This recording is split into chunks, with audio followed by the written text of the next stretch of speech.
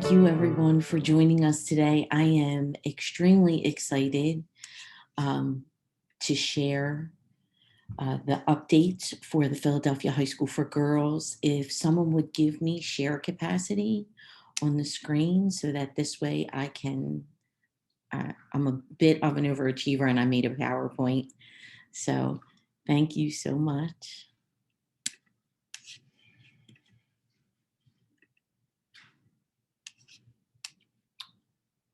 Okay. So, greetings, everyone. My name is Lisa Mesi. I am extremely happy to be here. As you know, I am the 20th principal of Girls High. I was hired in the 1920 school year. And if you listen to my Limbach speech, you know I was extremely excited. Class of 2020, 20th principal. I thought, very serendipitous, but then COVID struck. And it was like, my word, what a year to start as a principal at a new school. But what has been my experience is not even a pandemic can hold it down, the Philadelphia High School for Girls.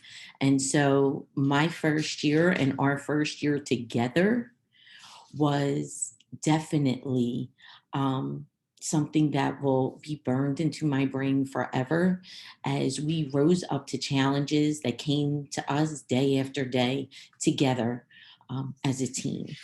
And so, just to give you a little bit of my why, I was born and raised in South Philadelphia.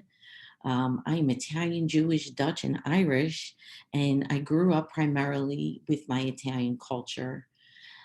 This experience was extremely humbling to me because I also grew up within the Philadelphia Boys and Girls Club at the South Philadelphia Community Center. I was always around very diverse groups of people. My role models were diverse groups of people, and this was very much unlike the experience of my fellow students in the Catholic school that I went to at the time. In sixth grade, I had an extremely racist teacher. He would talk about uh, people of color in a way that made me extremely uncomfortable. My best friend at the time, her name was Tamika Faye. Um, we were glued together at the hip at the community center, and we slept over each other's houses every weekend. And my experience with people of color was very different than what this white man, who was my teacher, expressed on a daily basis to students. I made it to January. I was very quiet at one time. I knew people that knew me will never believe that. But in sixth grade, I found my voice with this man. And I stood up one day and through a hail of tears, I told him off um, and expressed to him how he made me uncomfortable and how I didn't appreciate how he spoke about people that I loved. And so that was like the beginnings of me finding my voice and discovering who I was. I was always the little girl that had the chalkboard in her basement um, with the stuffed animals, and I was the teacher. So it was always a part of me to want to grow into this role of being in education.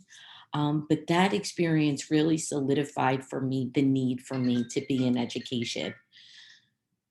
So fast forward, I do want you to know I did cross by that man in my later years.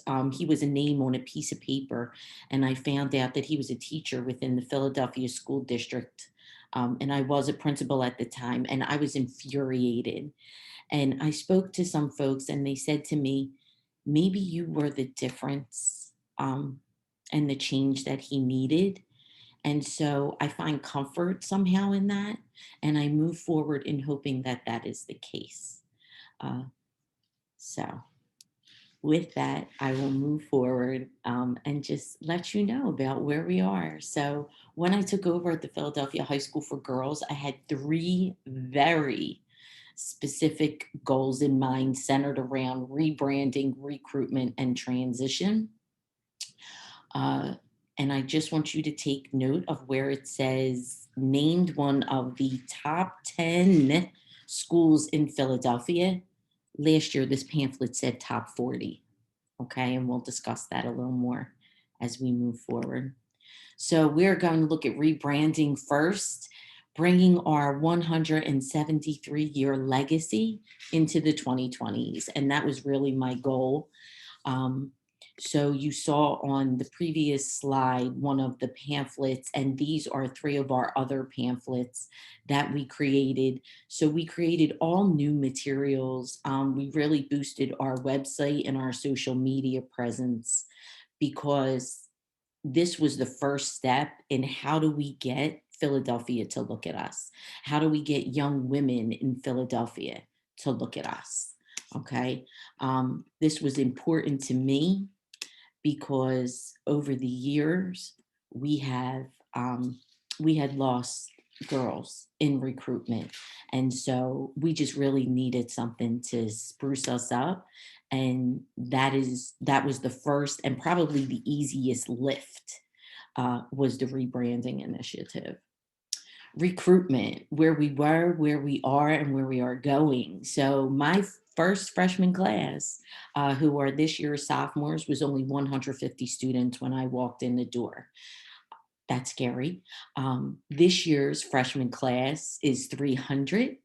It is now 292. We have only lost 8 girls since the beginning of COVID, which I think is extremely important, especially considering the fact that a lot of students have left to go into virtual spaces. Parents, families, and the young women felt confident to stay with us. Okay. Um, I have to say, improving the process for recruitment was also extremely important to me. I will tell you that when I was in grade school, and I was in a Catholic grade school. When I was in a Catholic grade school, I'm sure you remember the reading groups. I was always grouped like E or F, right? That's not the good ones, right? Alphabetical order, A is the best, E, F, not so good. Um, and when I went to high school, I was placed in all track one and track five, which were the highest level classes. And I didn't understand until I actually graduated from an all girl Catholic school, St. Maria Goretti.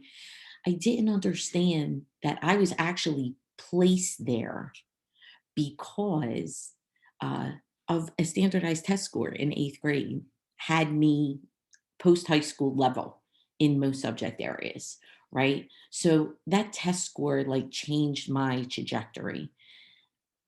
And if it wasn't for that test score, I would not have been in those upper level classes or had access to them. This is the flipped and reverse of that. The state test was changed in when the Common Core came about. The PSSA actually became more rigorous overnight, right? It took 1 year for it to turn around. Girls who were scoring advanced and proficient were now scoring basic, some of them even high below basic, and they were being completely overlooked for the Philadelphia High School for Girls. I know a lot of the women on here may not have even had a standardized test and were given access to the Philadelphia High School for Girls. And so taking a look at that was important for me. I do not believe that data should define you. Um, and I wanted to look for the spark of the intangible spirit. It's one of my favorite things about Girls High, the intangible spirit of a Girls High girl. And I do believe there is a way to look at that and see if it exists in a potential student. And the only way to do that is to get to know a student. And so this is done, everything we did around recruitment was actually done in partnership with the Alumni Association, our own students, and our community partners that we have. We targeted specific schools in during the application process while it was open. We had students who went to the presentations in person or virtually with the staff members. We had open houses, we had shadow days. Uh, we did all of this so that potential students could see who we were as the Philadelphia High School for Girls. Um, Applications, if a young woman met traditional ABs, 1C and a minor, 85 percentile on standardized testing, she is automatically accepted. But if a student did not meet criteria, We had set minimal thresholds that we would look at students, right? They were called into interviews. During the interviews, our questions really focused on, did we see the spark of the intangible spirit, resiliency, leadership, advocacy? All of these things were extremely important to our process. And I do not believe in just accepting students who are below threshold, because when I dug into the data and we wrote a grant where we received hundreds of thousands of dollars to be able to do the transition program, I realized that Girls High had been accepting students that fell below this threshold, but they were not putting in place what needed to be done to ensure that these young women would be successful. And that is where our transition program came in. The Keys to My Success transition program is primarily funded right now through the Philadelphia School Partnership. There are some aspects of it that the school actually pays for and supplements, and the Alumnae Association um, is a part of our financial planning for the program. So, who participated? If a student's standardized test scores were not where they needed to be, and their report card grades may have had some C's on there, uh, placement test scores are low, or the interview is like, this girl really is a wonderful individual. She is going to do great things here. She just needs support. Whether that was a social emotional kind of support because she had doubt or anxiety around herself, or if it was an academic support, we made sure they were a part of the transition program. We had 134 students that were selected, 101 participated.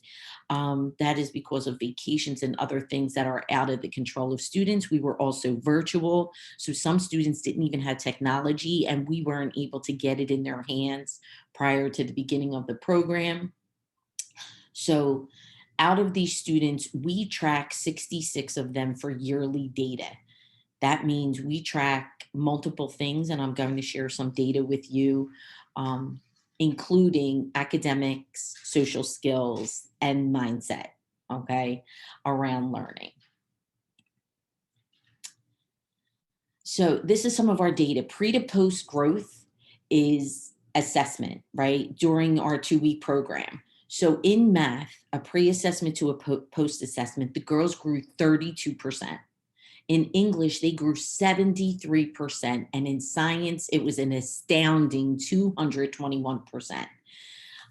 We did realize that our Hispanic students actually benefited the most from English classes, which was so amazing because my school improvement plan for the year before actually pulled out our Hispanic young women as a subgroup that we needed to put more into place for. And I will have you know that these young women have outperformed their other groups this year. And it has been amazing to see their work not only on STAR data, but also benchmarks that the district has us do. Our Hispanic students are on par with their sisters, and for some groups, they are rising above them. And this is the first time in the past 5 years that they are actually at or above their sisters. And so that was just a piece of data we weren't even counting on, but came out once we did our data crunch. Success skills: 58.6% of the students more likely to volunteer in the class, 70% gain literary analysis knowledge, which was extremely important. And you will see why that will continue to be important for our students. 60% feeling more comfortable with online learning. We were virtual in the space, so we taught the girls a lot of little things to help them be successful in a virtual space. And they felt like they were able to fit in better, 61% of them. We also focused on mindfulness during the transition program. We do work with inner strength mindfulness program. And so 90% of the girls found new ways to stay positive and open about new experiences, extremely important in a pandemic. A lot of them, 75% of them, are able to identify their own personal emotions, and then 70% of them identifying ways to calm their bodies down, right? Calm their mind, calm their bodies. 90% listen to their thoughts and feelings. And 30% of them made new friends online. And so I just want to point out that we've invited freshmen back into the building. The freshmen actually came back. This was their second week. And I have to tell you, it was amazing. I don't know how they identify each other with their masks on or not laying in their bed or in the dark or by foreheads, but they know each other. Um, and they have conversations in the hallways, and it's just wonderful to hear their voices again within the building. But we also track the girls throughout the year. And so this is GPA and attendance data. So for quarter two, for our transition students, 61% of them have a GPA that is a 3.0 and higher. 63%. That is 61%. That is amazing considering the fact these are girls that was not their GPA walking in the door, right? These are girls who would have been left behind. Uh, their average for the group was a 2.9. Attendance rate was 97%. That means that 95, uh, we look for 95% or more attendance, and they have an attendance rate of 97%, our transition girls. Quarter three, that GPA percentage for 3.0 jumped up to 73%, which is wonderful. Their average jumped up to a 3.14. And then the attendance rate held steady, 97%. We are thrilled with this, and I really can't wait to see the fourth quarter and what comes out for the end of the year, because, as I said, these are students that would not have been looked at normally. How did they feel during mid-year? I am very much a survey person, and so uh, at about the end of the second, the beginning of the third quarter, we asked them, how prepared did you feel for English classes now that you've been in them for as long as you had from the transition program, for English, math, and biology? And you can see how prepared they felt. I would like to point out, because biology is 76%, and I would like to point out that our biology in the summer really focused on how to pick apart, how to analyze text, scientific text, and informational text uh, in very specific ways. So it did not just deal with biology content. It was very heavy in the how do you read and tease apart a technical piece of reading. So the 76%, that's what the girls said. There was a lot of reading and writing in biology, not really like just all about biology, and great, because that's what it was supposed to be, which gave them that big jump of 221% increase from pre to post. Self-reflection, participating in class, asking questions, asking for help. We see that some of them still won't always, but one out of two of them will reach out for help when needed. And almost 60% of them are still using those mindfulness techniques on a daily basis. And so that's extremely important to us because that was a big piece of the program, especially during COVID. So, what does 2021, 2022 have in store for us? So, we are really on the move. I am in the process of securing another $100,000 grant. Um, I have my fingers crossed. It is for college and career. It will have a college and career readiness focus. We are looking for a college access and equity coordinator through the Stepping Stones Foundation, which will really focus on um, making sure there are workshops for girls, workshops for parents and families, all around the college process, getting help with college essay writing, financial aid, all of that. Taking a very large load off of our counselors. Um, and I want to do that because uh, we're coming back from a pandemic and the mental health crisis that people are currently in across the board is, of course, affecting our students. And so uh, I have actually been given one extra position through the School District of Philadelphia, and it is counselor. And we are in the process of hiring a third counselor right now. And so this college and career equity coordinator would actually take some of the load of the college application process off of the counselors, not completely, of course, but just enough for them to be able to concentrate more heavily on the mental health aspect. We are also investing in an SAT preparation program. Uh, so seniors will actually have first crack at it as soon as we return to school to prepare them for the SATs.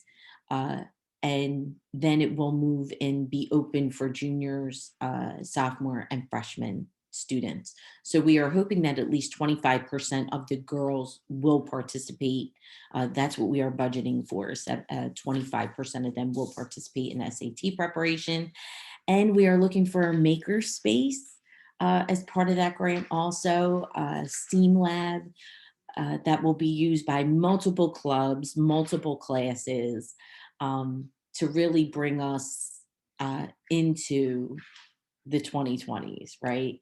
Having a space where girls who are normally, I'm sure you know that females and especially women of color uh, are very low in the science arenas, and we want to change that. We have wonderful alumni who are engineers, scientists, doctors, right? We want to change the narrative around that being a closed space uh, for females. As I said, we have the PSP grant. They fund our transition program, our Vista.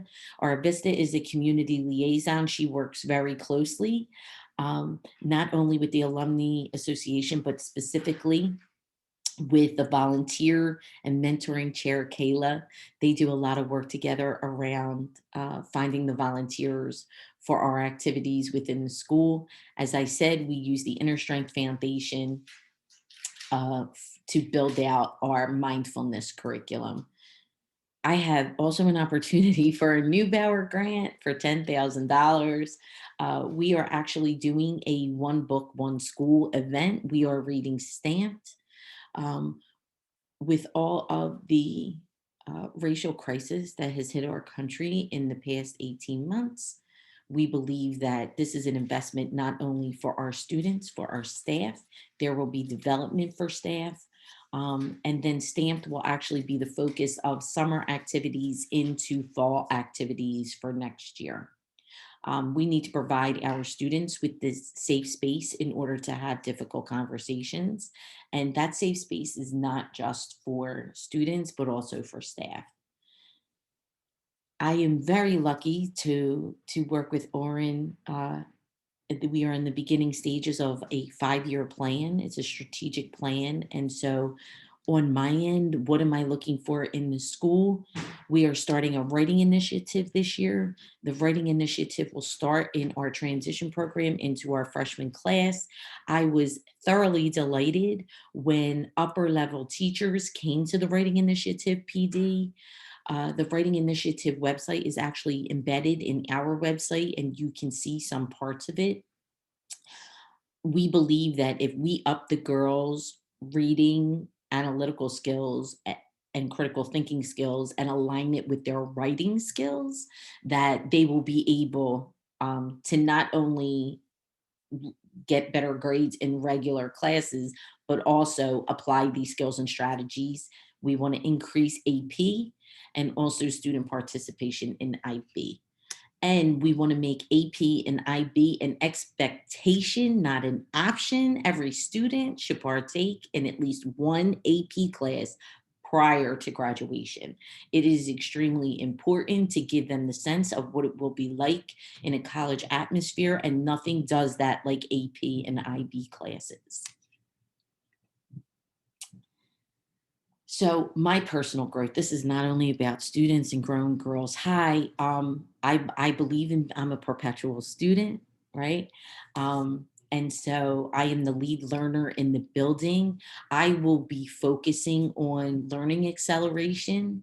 As you know, despite the heroic efforts, students in Philadelphia there is unfinished learning. There's a loss of instructional time.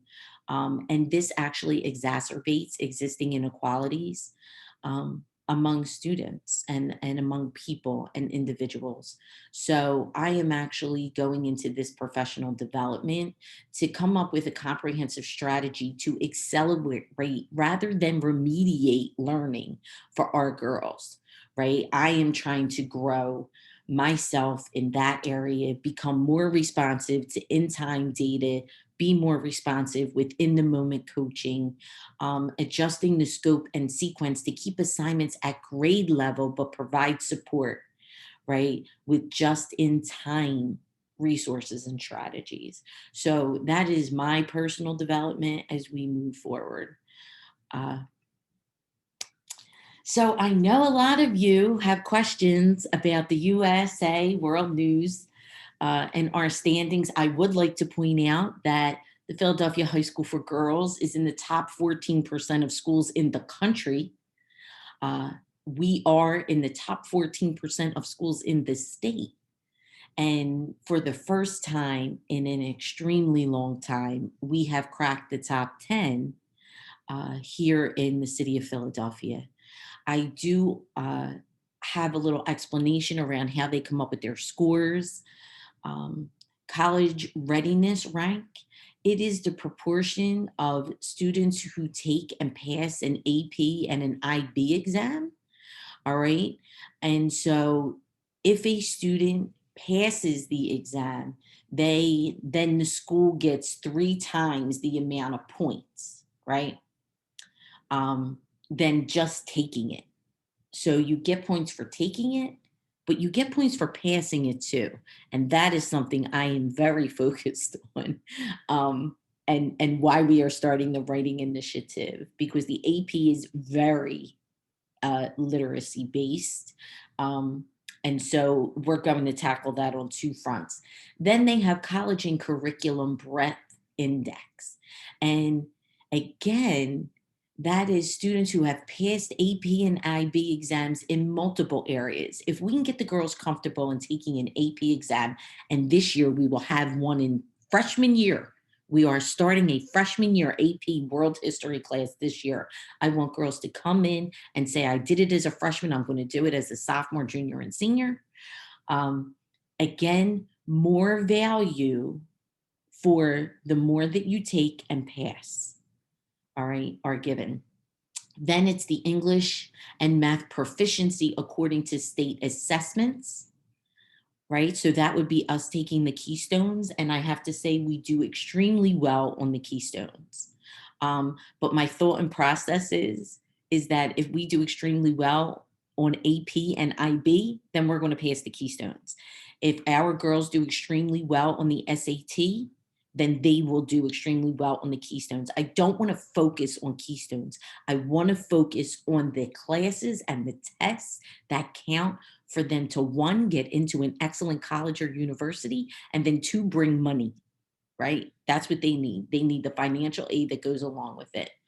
Um, and then there is a score, which upsets me when I think about it.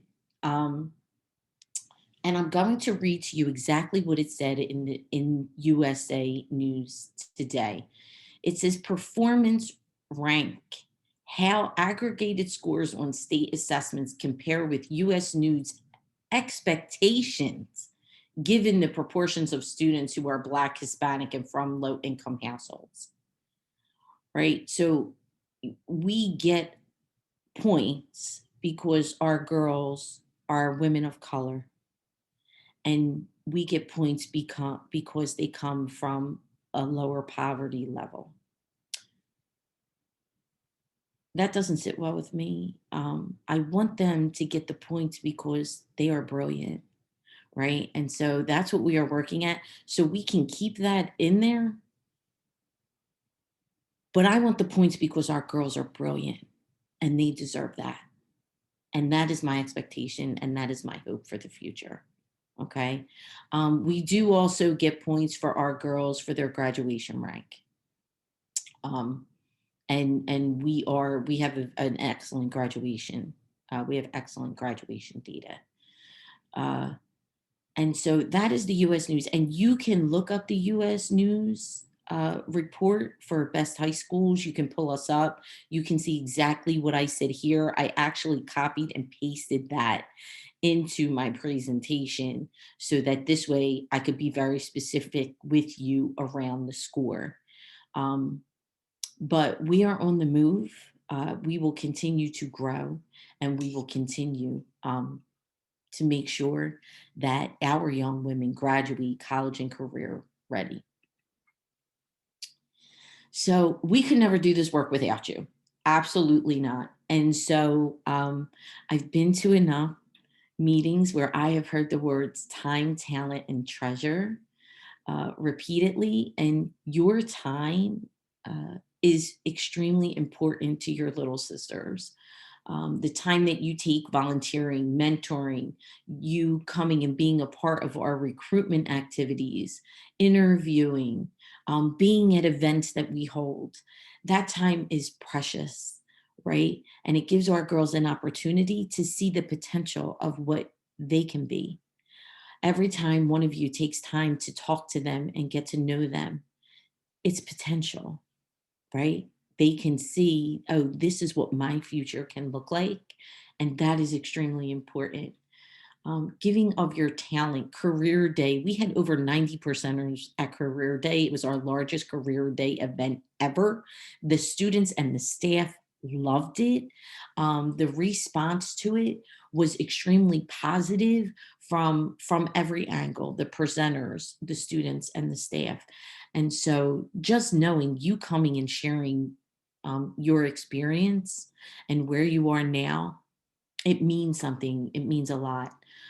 Your talent with programming and being thought partners in the work that we do. I could never thank Azeb and the board for their support and guidance, for Christine and Naomi for their work with the library remodel that's currently happening, Elizabeth D'Alessandro and Sabina Sharif, who are in the moment on the ground doing this work with me every day as an educator and a counselor at the Philadelphia High School for Girls, for Oren for her insight in building bridges as we work together to create a 5-year plan, for Terry, the treasurer, who's so timely with scholarships and awards and checks for the school, Caleb for the volunteering and chairing the mentoring committee and getting that all together for us. And my true partner in crime in this work, Marcia, who is my thought partner. Her leadership is invaluable to the growth of the Philadelphia High School for Girls. And so I want to thank each and every one of you on this call who has taken the time to do something when it comes to your little sisters. And lastly, treasure. I know that is a big part and probably the hardest part right now, especially during a pandemic. Just know your monies go for very specific things like scholarships and awards for the girls, the instructional media library, the transition program, graduation for our girls for the past 2 years. You have funded graduation for our girls for the past 2 years, something that they would not have been able to do during this time. And the principal fund. So just to give you an example of something the principal fund has gone towards this year, I bought AP economic and economic books for our girls because the books that we had were from 1986. Okay. Some of you probably graduated after that. All right. So they're still using the books that you used in the economics class. So I just want you to know those are the types of things that your donations go towards. Um, Principal funds have also and requests when it comes to the school for certain things like novels. I was in an AP class where the young women were given presentations and they were amazing presentations. And one of the girls said at the end, uh, they were actually comparing toxic masculinity and the effects on the growth and development of women. And they were comparing A Streetcar Named Desire, a poem, and another piece of literature. And the girls actually turned around and pointed out that the books that they read all have females almost as a victim. And we really need to start reading some books where the women are the heroes. They are stepping up. They are getting themselves out of situations and rising up no matter what obstacles stand in their way. And so, unfortunately, the only way to do that is with funding to revamp our curriculum and what we offer our students on a daily basis at the Philadelphia High School for Girls. The School District of Philadelphia, yes, they buy curriculum, they buy it in math, they buy it in literacy. Usually it is subpar to what we would like in our building as a college and career preparatory school because they do a one size fits all method. Um, so just know that we have big aspirations. We do a lot of work in the school locating resources for us to use that are up to the level of of a girls high girl.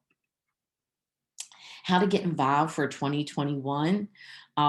We have opening activities happening for students centered around care. We would love to be able to give all the girls a t-shirt and a mask when they come back to school in August. A hashtag Girls High Strong. We started that last year when the pandemic started. It's one of my favorite t-shirts that I wear all the time. We would also love to have volunteers that are there for us um, in the beginning of the year to welcome girls back. Sometimes all a young lady wants is someone to listen to her. And I think we all have time for that.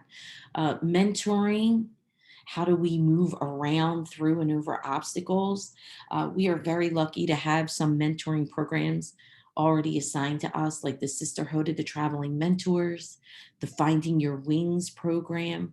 The Sisterhood of Traveling Mentors focuses really on our upper level girls.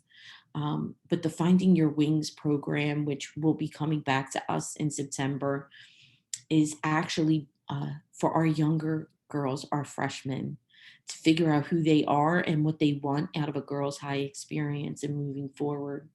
And then any program information you have to help support our young women um, and activities. The girls like to be involved, right? And we want them to be involved because it makes them a better candidate for college. And so anything you have around that, we would definitely be open to volunteering, coming in for those admission interviews, our open house, our shadow days, any of our regular events that you are accustomed to, whether it be contests, songs of the season, museum day. Come hang out at lunch, right? In the hallways, outside. We would love this year to open up our lawn during lunches. I don't have the people right now to be able to do it, but I would love to do it if I had people. We would open up the lawn. Someone said to me last year, they're actually on this call. I'm not going to call her out, but she knows who she is. She said it feels a little comprehensive. I'm very much about safety. So because the girls just aren't allowed like to wander the building. It's a big building. We have less students, which means we have less staff. So if we have volunteers who could be there for them, it would be great. The area off the cafeteria, if we had tables out there and umbrellas, like just for the girls to be able to go sit outside if they want to during lunches. And then funds are, the funds that I want would really be geared towards upper level curriculum and then supplemental curriculum for the lower grades, and then technology. There's never enough technology. We are one-to-one right now with Chromebooks, and that's great, but I have some classrooms that don't have smart boards, and I have some classrooms where the smart boards are so outdated they can't even run. I will tell you, this year during COVID, I bought every teacher a laptop. So every teacher in the building has a brand new laptop. Unfortunately, it doesn't necessarily work with their smartboard, which is over 10 years old. So it makes things a little difficult, but we're moving. So the Philadelphia High School for Girls, our women, our stories, our legacy, we write this history together.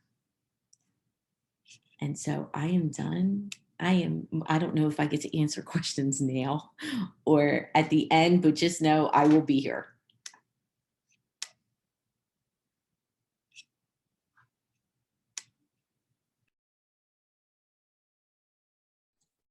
Lisa, we're going to save our Q&A until the end, but if you will hang out and wait for that. I am sure there are more than enough questions to keep you busy. Thank you.